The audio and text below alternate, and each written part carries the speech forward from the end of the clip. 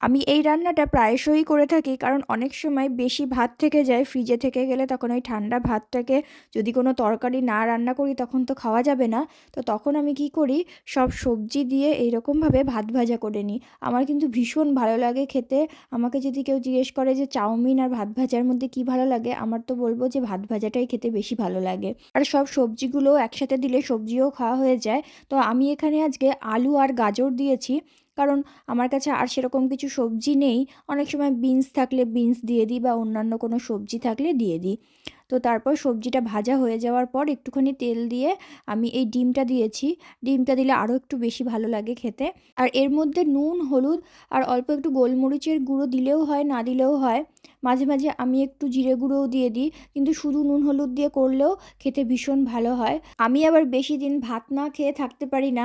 হয়তো ১-২ দিন ভাবলাম যে ভাত খাবো না, অন্য কিছু খাই, কিন্তু তারপর ভাত না খেলে যেন আমার কীরকম একটা লাগে। তো যেমন করেই হোক না কেন ভাত আমাকে খেতেই হবে। অল্প খাই আর বেশি খাই, ভাত না খেলে যেন শান্তি হয় না। তো যাই হোক, এদিকে আমার গল্প করতে করতে রান্নাটাও প্রায় হয়ে এসেছে। সবজি ভাজা হয়ে গেলেই তো হয়ে গেল, ভাতটা নিয়ে শুধু একটু মিশিয়ে দেওয়া। লাস্টে একটু নুনটা চেক করে একটু নুন দিয়ে দিতে হয়।